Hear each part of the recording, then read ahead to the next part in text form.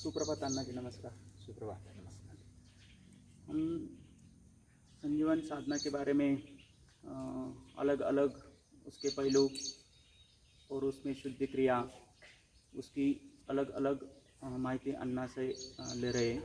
तो अन्ना जी ने कल बताया कि हमारा जो शरीर होता है उसकी जो ग्रोथ होती है, वाढ़ बोलते हैं, तो शरीर की कुछ लिमिट तक होती है और विकास डेवलपमेंट वो निरंतर होता रहता है। लेकिन शरीर की जो वाढ़ होती है, ग्रोथ, तो आपने बोला कि वो शरीर की ग्रोथ होने के लिए 25 साल तक हम जो हर रोज़ का खाना खाते हैं वो ज़रूरी है। और आपने ये भी बताया कि उसके बाद ये जब खाना है हमारे शरीर को इतना ज़रूरी नहीं, जो हम हर रोज़ खाते हैं उससे मल जमा होता है और वो थोड़ा सा हमारे शरीर को अपायकारक होता है। तो ये हमें थोड़ा ऐसा विरोधाभासी लगता है सुनने में कि 25 साल तक जो अन्न हमारे शरीर के वाढ़ के लिए अच्छा था वो अचानक कचरा या मल के कारण कैसा हो गया। तो ये थोड़ा हमें बताइए। और आप इसके बारे में ये भी बताइए कि 25 साल के बाद हम रसाहार कर सकते हैं और ये पत्तों वगैरह इसका रस लेकर वो हमारे हमारे शरीर के लिए अच्छा है। तो ये कैसा ही थोड़ा बताइए हमें। पहले तो ये समझना चाहिए कि भगवान ने हमें जीवन दिया है, शरीर दिया है और कुछ मर्यादा भी दी है। यानी समझो कि छोटे से जो बच्चे होते हैं वो बढ़ते बढ़ते 20-25 साल तक बढ़ते हैं, लेकिन उसके बाद उनकी ऊंचाई, उनका वेट रुक जाता है। अगर समझो व्यवस्था के लिए भगवान ने बनाया होगा, अगर समझो बढ़ते ही जाते तो क्या क्या होता पता नहीं चलता। बहुत ही तकलीफ होती। एसटी बसेस कैसे निकालते, स्कूटर मोटरसाइकिल कैसे निकालते, कौन सी माप की निकालते, वो बहुत पंचायत होगी। ये विनोद की बातें है, लेकिन भगवान ने कुछ मर्यादा और व्यवस्था हमें प्रदान की है। यानी हमें मर्यादा में रहना चाहिए, लेकिन जहाँ हमें आगे बढ़ना है वहाँ ज़रूर उस चीज़ को करना चाहिए जो चीज़ आवश्यक है। जैसे 20-25 साल तक हमारा शरीर बढ़ता है, वहाँ तक रसाहार पूर्णतया नहीं करना चाहिए। अगर कोई क्रोनिक बीमारी है तो उसके लिए फिर वो आवश्यक बात बन जाती है, लेकिन आमतौर पर 25 साल तक रसाहार नहीं करना चाहिए और उसके बाद फिर वो रसाहार कर सकता है। साल में कम से कम 2 बार अगर किया तो अच्छी तरह से शुद्धि हो जाती है। अभी इसमें एक ऐसी देखने की बात है, उसके बाद फिर वो कचरा कैसे बन जाता है। आपने वैसा पूछा कि 25 साल तक जो अन्न हमें शरीर बढ़ाता है और शरीर अच्छा तंदुरुस्त रखता है, वो 25 साल के बाद कचरा कैसे बन गया। पहली बात तो ये हमने देखी कि food is a building material of body. ये जो अन्न है वह बॉडी बिल्डिंग मटेरियल है, यानी उससे हमारा शरीर बनता है। जैसे हमने एक उदाहरण देखा था बैटरी का। बैटरी बॉक्स है और उसमें प्लेट्स है, पानी है, सब पॉइंट्स है, वो उसका मटेरियल है। लेकिन उसमें जो एनर्जी है वह विद्युत है, वह विद्युत उसमें नहीं है। जब वो रिचार्ज करनी होती है तब बैटरी में विद्युत आ जाती है, ऊर्जा आ जाती है। वैसा ये हमने अन्न खाया, ये हमारी बैटरी बन गई, हमारा बॉक्स बन गया। उसमें ऊर्जा देता है भगवान, और वो ऊर्जा अलग अलग तरीके से देता है। सबसे बड़ी ऊर्जा कहाँ मिलती है, अगर खोजा या तो निरीक्षण किया तो पता चलेगा नींद में सबसे बड़ा रिचार्जिंग होता है। और उसके भी आगे बढ़कर अगर हम विचार करेंगे तो ध्यान में उससे ज़्यादा बढ़ता है।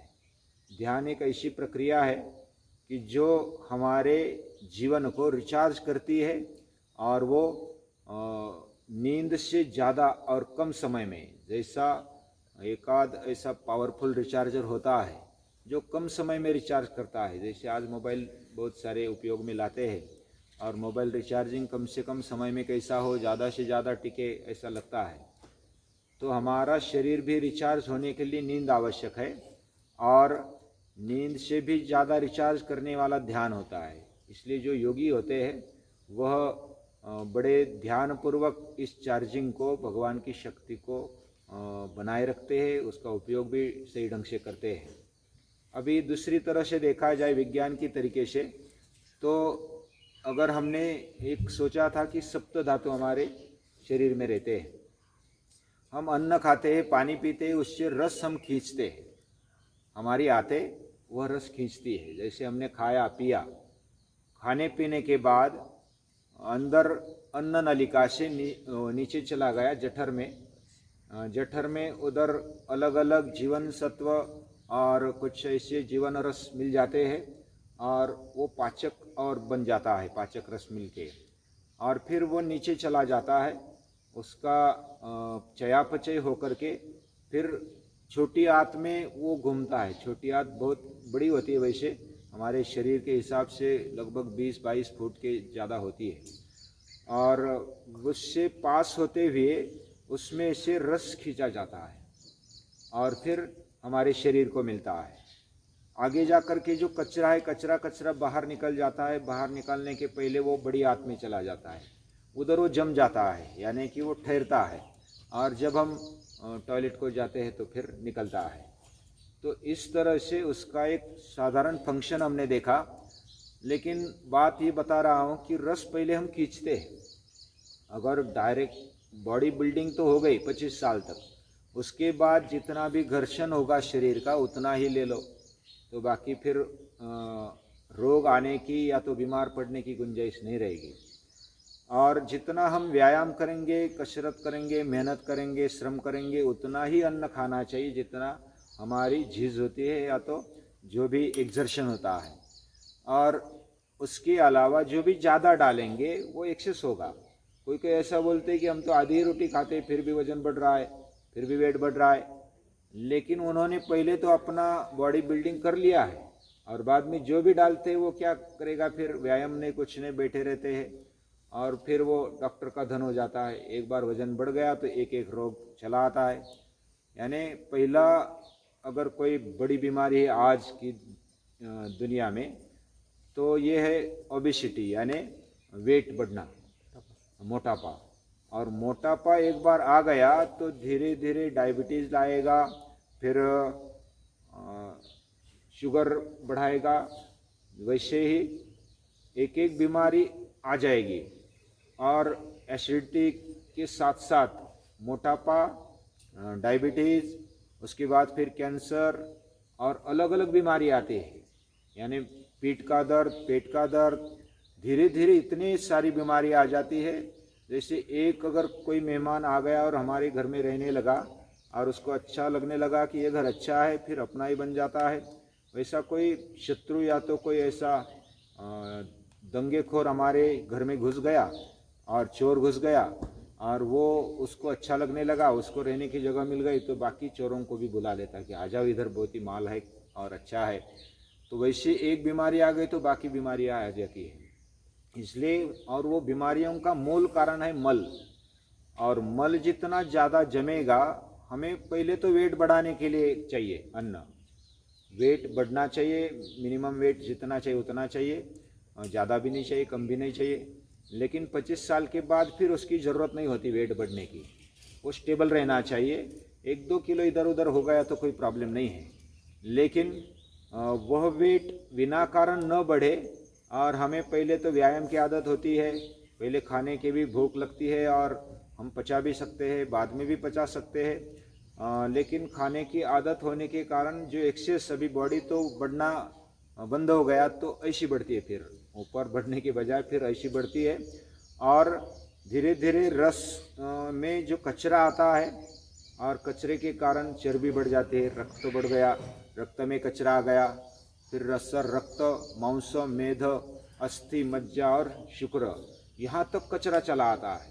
और जितना अंदर तक कचरा घुसा उतनी ज़्यादा बड़ी बीमारी मानी जाती है, और वो निकालने में भी बड़ा समय लगता है। जितना अंदर सप्त धातुओं में कचरा घुस गया उतना ज़्यादा समय लगता है।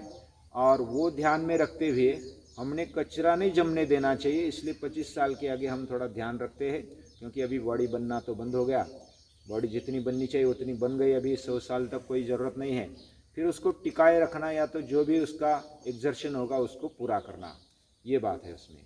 इसलिए थोड़ा विरोधाभास भी लगती हुई है, लेकिन ये ज़रूरत है, अगर निरीक्षण करेंगे तो ये पता चलेगा। अन्ना जी ने बहुत ही अच्छे तरीके से बताया कि हमारा शरीर जो है उसकी ग्रोथ यानी कि वाढ जो होती है वो 25 साल तक हो जाती है पूरी। उसके बाद वो जो हमारा शरीर जिसकी ग्रोथ हुई है वो खाली वैसे ही बनाए रखना, इसके लिए हमें जो अन्न चाहिए उसका प्रमाण कैसा चाहिए ये सब विज्ञान भी बताता है। अन्ना जी ने बताया कि इसके लिए पत्तों का जो रस है ये बहुत ही अच्छा है, क्योंकि उसके बाद हम जब बहुत सारा खाते हैं तो वो हाइट हमारी बॉडी इसकी जो ऊपर तक नहीं बढ़ते हाइट, तो वो पूरा मोटापा जैसा बन जाते हैं। और उसके बाद हमारा व्यायाम, हम ये भी सोचते हैं कि थोड़ा बड़ा हो गया आदमी 25 साल के आगे गया तो उसका एक्टिवनेस कम हो जाता है, वो व्यायाम वगैरह खेल ये सब नहीं करता और कोई काम में लग जाता है और उसके वजह से भी उसका मोटापा वगैरह बढ़ जाता है और खाता ही रहता है वो, और उसके वजह से बहुत सारी बीमारियां होती है। तो अन्ना जी ने उसके ऊपर बहुत ही अच्छा उपाय बताया कि हम पत्तों का रस उसके बाद लेंगे। हमारा ये जीवन पद्धति है, अन्ना बार बार बोलते हैं कि संजीवन साधना एक जीवन पद्धति है, इसका जब हम स्वीकार करेंगे तो हमारा पूरा शरीर मन बुद्धि एकदम हेल्दी और आरोग्यदायी रहेगी। उससे हम हमारा आगे का जीवन प्रसन्नता से आनंददायी आरोग्यदायी जी सकते हैं। इसके लिए उन्होंने वो बताया और वो हमें अन्न के बारे में जैसा लगता था कि अन्न हम लेते हैं पहले 25 साल तक और उसके बाद में वो कैसे नहीं लेना है, कि अन्ना जी ने बताया कि वो बॉडी बिल्डिंग मटेरियल है। जब एक बार इमारत बन गई तो हमें उस सीमेंट वालों और ईंट जो होती है इसका बार बार उसको उपयोग नहीं करना पड़ता। जब कहीं डागडुजी या कोई थोड़ा रिपेयरिंग करना होगा तो वही उसके लिए करना पड़ता है वो सब। वैसे ही हमारे शरीर में भी जब हम पहले बॉडी बिल्डिंग के लिए जितना मटेरियल डालते थे उतना डालने की ज़रूरत नहीं। जैसे अन्ना जी ने बताया कि 100 साल तक हम अच्छा जीवन जी सकते हैं, उसके लिए हम ये पत्तों का रस और अलग अलग जो उन्होंने संजीवन साधना में बताया है पत्तों का और अलग अलग पेय जो बताते हैं वो जब हम लेंगे तो वो अच्छा होगा। उसके बाद हम आगे भी इसके जैसे कोई प्रश्न है वो कल पूछेंगे। तब तक अन्ना जी नमस्कार।